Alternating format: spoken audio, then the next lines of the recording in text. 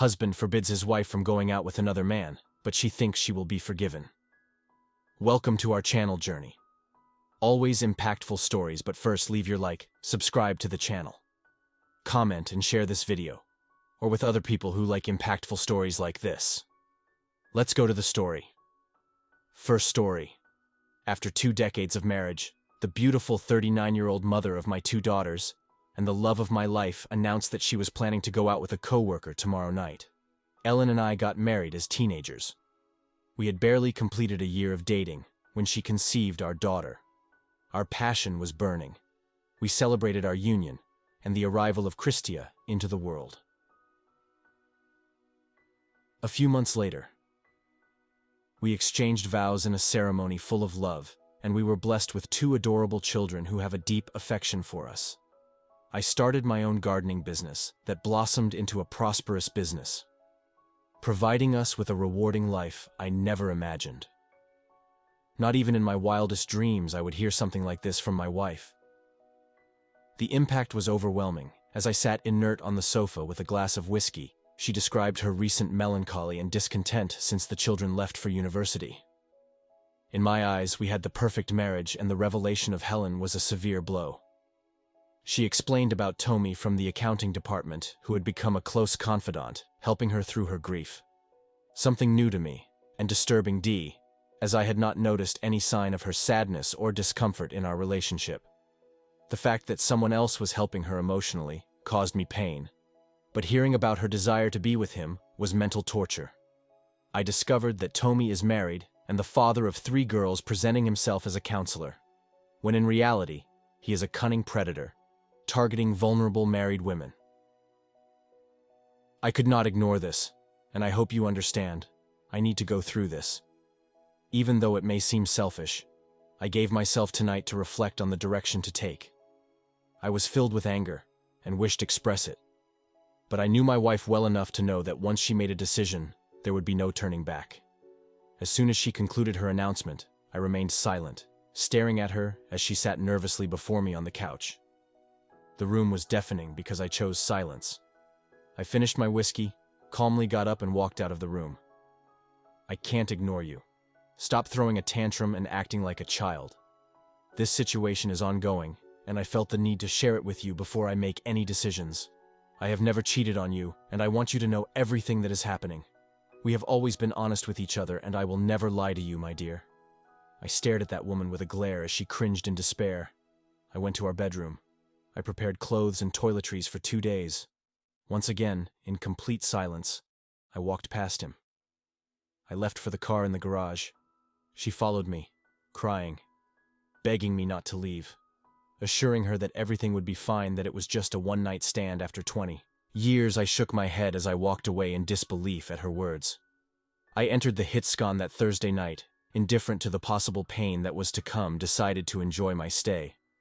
The calls and texts started immediately, but after sending a text with her number informing her that I would only contact her again when I returned home on Saturday after her betrayal, I am aware that those words strung deep, and the next day at work, I instructed my secretary to block any calls from her, and informed security not to allow her entry into the building. I myself had put together a plan, was in action, and would not allow changes. I am John Key, a man of action at work, known among friends as a responsible person who does things the right way. People recognize my ability to follow through on my words and view me with respect for my leadership within the home. Over the years, I have transformed into a kind and easygoing person, eager to please and ward off my macho side. This strategy has worked. However, it seems that I underestimated the results in light of recent events. Perhaps I should have been more firm and unwavering in my domestic affairs, but I loved my wife and treated her like the queen she has always been to me. I used to laugh when I heard the phrase, "treat her like a queen, and she will treat you like a servant." But now I don't find those words funny. They have become my reality, but I would not allow this to continue. On Friday morning, I turned to my brother, a detective in Miami, asking for his help. I explained the situation, and he contacted one of his associates, Peter Cliff, a private investigator. "Peter, this is Sergeant Davis. How are you, my friend? I need an urgent favor. My brother needs your help tonight. We need one of your men to follow his wife tonight." Get all the information you can about the guy she's with tomorrow night.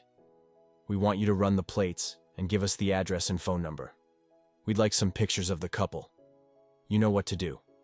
We can wait until tomorrow for the detailed information, but tonight, we need to know who the guy is. Continued Davis. We need his phone number and address as soon as possible. His wife leaves around 5 p.m., but we don't know the time of the meeting. We'll need someone to be there before 5 p.m. to follow her. Send me the wife's address, and I'll take care of it. Agreed. John said Peter. Ending the call, he listened attentively to the conversation and smiled at the end of his brother's call. His plan was starting to come together, and he was ready to surprise his unfaithful wife without warning. John's strategy demanded quick action because time was of the essence during the lovers' dinner. Besides that, he was planning a visit to Tommy Boy's wife to clarify the situation, where her conjurers were at that moment on the 5th night after his departure. She sat on the couch venting with anger to an empty room in disbelief at the childish way he left without a single word. She tried to call and send messages to John, becoming even more frustrated with his lack of response when she received a message mentioning betrayal. She shuddered, reconsidering her plans. Even though the date had been fun, she tried to push away the thoughts of betrayal, convincing herself that it was just a night of fun and that he would need to get over it. They would go back to normal. He was exaggerating. She thought to herself, he would forgive her and she would make him forget. The next day, on Friday night, when she got home and found the house empty, she reconsidered her plans. Should she go out with Tommy or cancel and call John back, anxious for a fun night? She decided to go ahead with her plans, took a hot shower, shaved her legs, applied her best perfumed lotion, and sat at the makeup table, transforming her beautiful face into a seductive countenance as she contemplated the sexy woman who looked back at her in the mirror. She smiled as she finished combing her long hair, letting it loose in the wind. She fixed the tags of the short and seductive dress in the mirror before sliding the stockings she had never worn onto John. She attached them to the new garter belt she had purchased at Tron that same day as she delicately touched the stockings.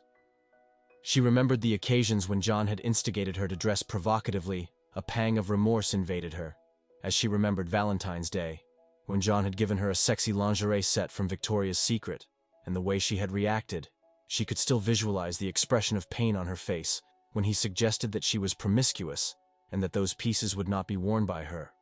She remained motionless for more than a minute as she considered how she had acquired her own pair of stockings and garter belt that she was now about to wear for another man. This reflection made her hesitate for the first time to consider canceling the date and leaving everything as it was. The accusation of betrayal made by John in the conversation was haunting her mind. It didn't take long for a feeling of guilt for having offered something to her companion that she had never given to John to overwhelm her. She put on the silk dress and zipped it up, satisfied with her decision not to wear a bra. The result was incredible. She looked at herself in the full-length mirror, admiring her long legs wrapped in dark stockings and high heels, her generous breasts swaying on the fabric of the dress. My God, I look irresistible, she thought to herself. But it's so exciting. I can't wait to see Tommy's reaction when he meets me. However, she reminded herself that there would be no intimacy that night, just dinner and dancing. She tried to convince herself that it was just a casual date. But deep down, she knew she had desires that she needed to control despite her husband's childish behavior. He trusted that John would understand and allow her to enjoy it, because he had always been understanding. He let her have it her way, because she loved him, and that was why she acted like that. When she received the last call from John, he decided to offer Ellen one last chance to stop this out-of-control situation and save his marriage. It was hard for him to swallow his pride and make that call, but his love for her was still deep, and he would accept her again.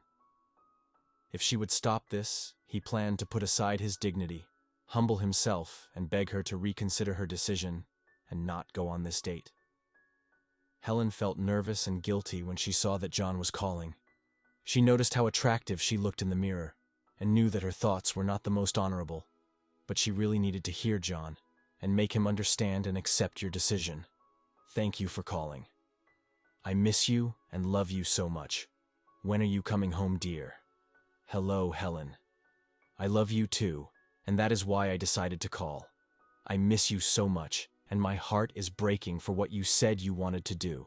I am begging you not to go on this date. Please stay home. I will go and do what you want. I swear I will make you happy, and I will be the man you need me to be if there is something I am not doing right. I can fix things, and I just want to be with you. Can you please cancel this date for us and save our marriage? Please." Helen heard her voice break and felt sorry for John. He sounded weak and pathetic. Her great man was crying and begging her to stop, which gave her an unwarranted sense of power. She knew he loved her and would forgive her as long as he understood her feelings. Their history together, along with their children, and their love was so strong, and she knew they would be together forever. "John, I love you so much, and I can't wait to spend the rest of our lives together. I need to do this tonight, and it has nothing to do with our love for each other. This is just one night for me to go out and do something. My dear, please understand, and give me this one time, and I promise I will be yours again forever. I know you are hurting, and I am sorry for that, but you are making this into something much bigger than it really is. I will just go out for dinner and a drink with a friend. Nothing will happen. Other than that, I will be home tonight, and I will be yours forever. I know you will understand when everything is settled. We will talk tomorrow, and you can have me back as your wife. I love you, John, but I have to go," she said with tears in her eyes. She wanted to hang up the phone, but heard her husband pleading as the call ended. He dried his eyes carefully so as not to smudge his makeup, and stared at his reflection in the mirror. "I am sure he thinks I am acting foolishly about this, is it? But John, I am so sorry I need to do this for myself. Please don't be upset." She fixed her hair, touched up her lipstick, sprayed on perfume, and tried to push thoughts of John out of her mind. Back to her hotel room, John listened as the call ended and just stared at the phone. He wiped his eyes and felt the anger rising inside him again. He had just begged his wife not to go on this date, and basically she said it would happen, and that everything would be fine tomorrow, and he would be an understanding husband. A feeling of grief washed over him, as he realized in that moment that he had lost the only woman he had loved and been with for the past 20 years. Peter, the private investigator, was in his white V across the street from their house just before 5 p.m. and watched as he pulled into the driveway. An hour later, he saw a car pull into the driveway. Pat wrote down the license plate, made a few calls, and 10 minutes later, sent the information that Davis and John had requested. The home and home phone number's address were sent to both of their phones before the couple even left for their date. When Tommy entered the house, he noticed the sadness in Helen's eyes and realized that she was going through a moment of insecurity and guilt. He had seen this before, when his wife suddenly realizes that she is engaging in an extramarital affair and rethinks her plans. He knew he needed to act quickly and knew exactly what to say. "Helen, what is going on? You look so down," said Tommy. "I think maybe we shouldn't go through with this. I've been thinking about the situation with John and how he asked me not to go out with you. I feel tremendously guilty, as if I had already cheated on him," she said with a tear rolling down her face. Tommy ran to the couch and hugged her. Using his experience to deal with the situation, it took about an hour. But he was a perceptive man and understood female feelings and thought processes. He planned to use his skills to convince her to change her mind.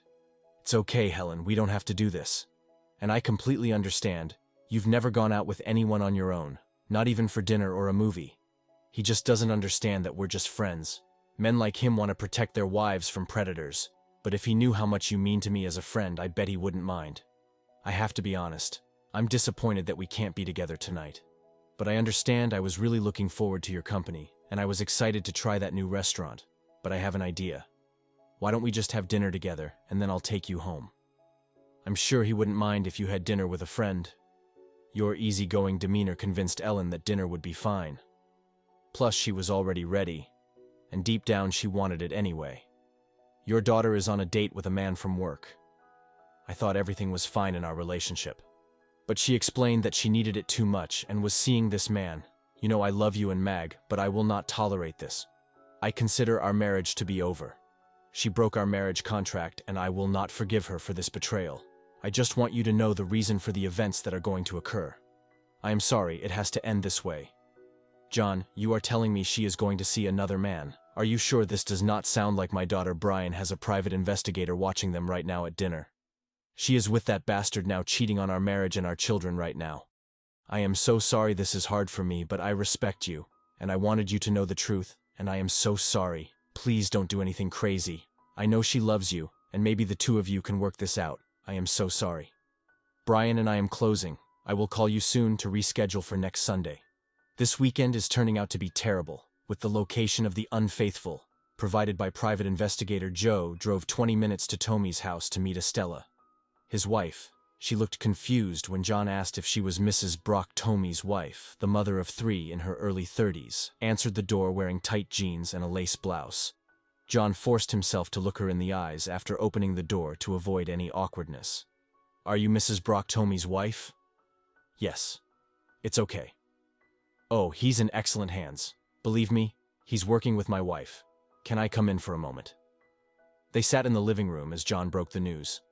Mrs. Brock, I'm sorry to say this, but right now your beloved husband Tommy and my soon-to-be ex-wife are on a date. Yes. My lovely wife explained to me yesterday that she needed to stretch her wings and that her wonderful husband has been so kind. She wanted to repay his kindness. Are you sure you have the right man? My Tommy is at the Friday night card game. Mrs. Brock, I wouldn't be here if I wasn't right. My private investigator is watching them right now. I will have pictures and videos to share with you. But I felt I needed you to know I felt terrible when I left her crying, and I knew her affair had probably destroyed her marriage. But this is the game Tom decided to play Saturday morning after his breakfast was delivered. John sat down and poured himself a cup of the hotel's signature coffee. The aroma was pleasant, and he smiled as he basked in his comfortable bed. All the comforts and good feelings he had enjoyed were replaced by disgust and bitterness as he opened the private investigator's photos on his phone. The only good news was that she was home before 1 a.m., and there was no sex that night. John's angst grew at the sight of his wife and her betrayal as tears filled his eyes. Seeing the video of him kissing with his lover's hand on her ass crushed any hope of reconciliation in his mind. He also noticed that she was wearing socks for her lover and remembered how she had acted when he had given her that same gift a few months ago.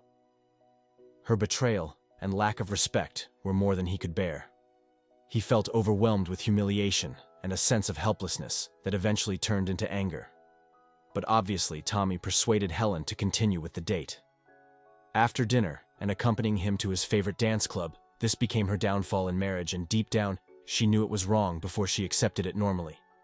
She approached the door slowly, looking for anything out of place. When she got close enough, she spotted the note addressed to her along with the wedding ring. Her heart began to beat faster and tears began to well up as she read. The letter with the ring in her hand. With the letter and the ring in her hands. She burst into the house, running to John to tell him that she didn't want him to leave her. She screamed his name in the dark house as she stood in the hallway crying. The house was silent except for a few noises coming from the bedroom. She went upstairs and heard intimate sounds coming from the door. She opened the door angrily, finding her husband with a young woman in bed. She stood there in shock at the scene, in anger. Helen was beyond frustrated and shouted at her husband, asking how he could allow that. She ran out of the house, driving furious with tears in her eyes. She arrived at her sister Mary's house, where she burst into tears as she explained what had happened. Her sister tried to comfort her and calm her down. Surprised by the situation, Ellen confessed that she had gone out on a date the night before, but it was just a coworker, and there was nothing more than dinner and dancing. Mary, understanding, tried to understand her situation and advised Ellen on the next steps point. Ellen spent the night at her sister's house with a mix of sadness and confusion consuming her. She could barely sleep. Her emotions were in tatters. Mary decided to contact John to clarify the situation, because she believed he deserved to hear Helen's side. When John returned the call, Mary explained the situation, carefully emphasizing that Ellen was hurting and confused. She also expressed her disbelief that John could be involved with someone else. The conversation left John stunned and upset. He had no idea what was going on with Helen, and the image of his wife with someone else left him devastated. Determined to clear things up, John decided he needed to talk to Elle as soon as possible to resolve this mess. Quick. Revenge that you executed there with the brief laugh. He commented, "Yes, Mary, you know me, I accept the Tollus, I know, Ion." Look, I know she's underline, but it's chaos, and I can't deal with her like this. You two, you need to talk about this tomorrow. I don't know if you're really kicking her out, and I wouldn't blame her. But if she hasn't had sex with this guy yet, maybe you should consider trying to work it out. Maybe some therapy. Or maybe we can get her some kind of treatment to shock her brain. It seems defective anyway. Please, Mary. Of course she can come back. This is still her house, and I didn't kick her out. She just won't be with me. I'm here. I'm not upset or angry. My anger has been replaced by deep pain due to her betrayal. I'll let her talk, but I'm not promising anything about the future right now. I hate this woman as much as I love her. The pain is controlling my feelings and emotions. It would take a miracle for me to want her back, but you know, you're the most perceptive one in the family. God, I can't believe my sister thought you would be okay with her going out with another man. Be patient and just know she loves you. I hope you didn't go too far with the idiot who was there, oh God. Mary, send her home whenever you want. Goodbye, John. You are my favorite. You know I love you. Goodbye, Mary, on Sunday at noon. I came back from the gym and found Ellen's car in the driveway, with her sitting at the kitchen table. I tried to smile and said, "You know we are not getting a divorce. We can work this out because we love each other." I kept the silence. I grabbed a cup of coffee and sat down in front of Helen, who was fidgeting, rubbing her hands in her lap. I took a few sips, and then I looked at her, finally breaking the silence. That seems fine to me. Helen, divorce or not, it makes no difference to me, because once you violated our marriage contract, the marriage is over. I no longer consider you my partner, and you are free to go out and be with whoever you want, just like me. The only thing that will change is that you will no longer sleep in my bed, and we will not be together sexually. This ended the night you went out with your friend. He is not my friend, and nothing happened. Helen, you left in it with a man who is not your husband. You dressed provocatively. You had dinner. You held hands. You allowed him to caress you. You kissed him, and spent time. You see, that is what you did it for. It may not have been for you, but for me, it was everything. That is what ended it. So there will be no divorce, if that is what you want. No, I do not want a divorce. Give me time and I will go back to your bed now. You have finished having sex with the woman you were with. I started laughing out loud and said, "And that is what is funny. You violated our marriage. No, you abandoned me. At one point, the moment you agreed to go out with your boyfriend, you freed me by getting into his car, leaving our marriage behind. You made it clear that you do not intend to continue our relationship. I have no intention of ending my relationship with Candy. She is young, sexy, beautiful, and fun. Besides being an incredible lover, to be honest. It was the best sex I have ever had. We did things you never offered me. And now, what I was missing, maybe you still do not understand, Helen, but last night while you were with your boyfriend, I went to visit his lovely wife, Estella. Did you know they have 3 beautiful children? Of course not. You probably didn't even think about it while you were with your lover anyway. She told me some interesting things about him. Did you know you are the 3rd woman Estelle has taken with him in the last year? She also told me that Jessica Wilson from your work was the last married wife he had an affair with and caused the divorce. You, Tommy boy, you have a very interesting history, but Estella said she is tired of it. She finally realized that once unfaithful, always unfaithful. I think now you are also in that category. Maybe you could have chosen a better lover to cheat on me. But I am not a cheater, so I wouldn't know. It seems like you Tommy Bo and managed to destroy 2 families with 5 children. Good job. That surprised her. And I could see how she realized that the man she risked her marriage with was just another guy she saw looking for sex. She was furious with herself for her stupidity, and when she heard that Tommy destroyed other families, she was horrified. She was so full of anger that she lost control and screamed, "John, he is not my boyfriend, and you need to stop saying that. I can't believe you went to his house and told him he was cheating on me, my God. It was just a dinner. You are really cruel and mean, and being with another woman in my house is unforgivable. This has to stop. It was just a dinner. You forgot about the vulgar dance of kisses and caresses at the club. You promised Estella a copy of all the photos and videos, So when you try to explain that it was just a dinner like you did with me, I realize that in your mind, this is not cheating. But for the rest of the normal world, this is exactly the definition of cheating. Giving yourself to someone outside of marriage is a betrayal. When will you understand this, so you think I'm cruel and mean? I'm curious to know how you define what you did, loving and caring. No, I won't give up my time with Candy. And if you can't accept that, you don't have to stay here, John. I want you to stop seeing her and be with me. I won't see anyone else. I promise, promise. Oh, promise, that's funny. You promised to be my wife and leave everyone else, and that promise was broken. Right then, Helen, from my point of view. John, you're going to stop seeing this girl. You don't love me. You don't want to come back and be with me. Helen, it's too late for that. The moment you told me you wanted to be with another man, you killed me inside. I love you, but my trust is destroyed. I don't know if I can trust and love someone who can discard me so easily. No real man would allow his wife to be with another man, but you went ahead and did it.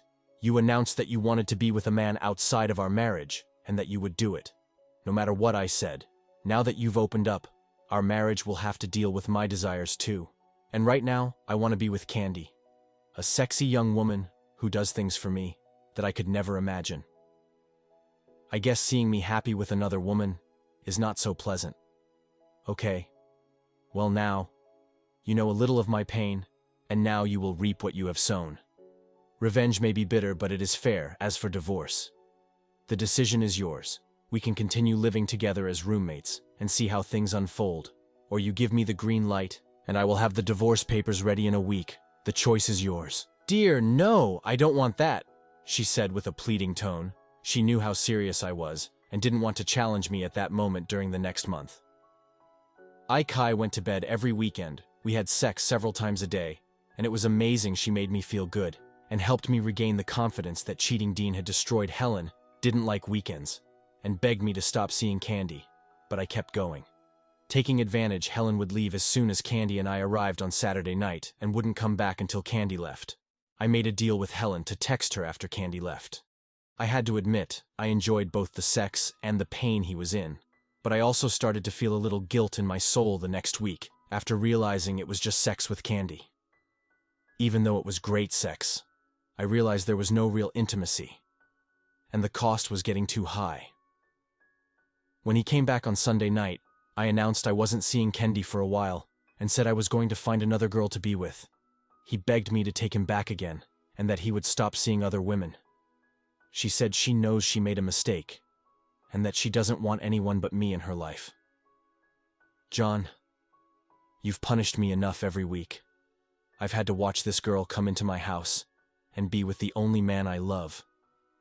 The pain is unbearable, and I can't stand the sight of you with another woman. Please give me a chance. I know I can't compete with a girl like that, but I can offer you love and things that no one else can. Your comment surprised me. Love, you know what this is? Helen. Love is not turning your back on your spouse, announcing that you are going out with other men. No, I don't think you understand what true love is, and therefore there is no way to give something that you don't have. But I'll tell you what I'm going to do. I'm not going out with anyone until we do couples therapy. If we can work things out, maybe we can have a future together. She jumped off the couch, hugged me and kissed every part of my face, and finally my lips. Oh, thank you, honey. I promise I'll make it up not so fast. I'm not forgiving you for what you did. I'm just giving you one last chance before I get rid of you for infidelity. John, don't read this way. You love me, and I know we will always be together. Can I sleep with you tonight? Please, she said, kissing me. No, not yet. I still see the images of you with that guy in my head. The image of you kissing another man and letting him touch you. What was rightfully mine still haunts me every minute of the day. I am beyond angry with you for hurting me so recklessly and destroying our marriage. You are extremely lucky our children don't know this, or I wonder what they would think of their mother. You can see I am still angry about what you did. Let's take it slow and see how the therapy goes. I made an appointment with Dr. Madison for that Tuesday, and began the hard task of reliving the event.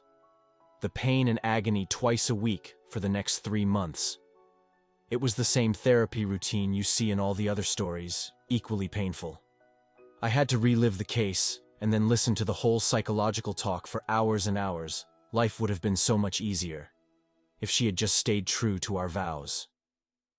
But I think that was asking too much. After 3 months of twice-weekly therapy, we worked it out.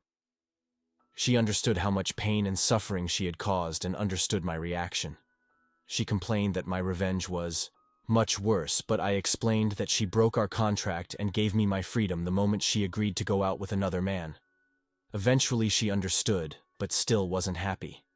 However, the counselor criticized me a lot for my revenge, but I really didn't care. I would do it all over again. In the blink of an eye, I took her back with a post-nasal agreement where she waived all her rights. In the event of any infidelity, she agreed to have a GPS tracker on her phone, allow access to her email and text messages, and maintain complete honesty. I explained that there would be a zero-tolerance policy in our house, and that I would kick her out for any kind of emotional or physical infidelity. She promised me I would never let another man flirt with her again and that he would always be faithful.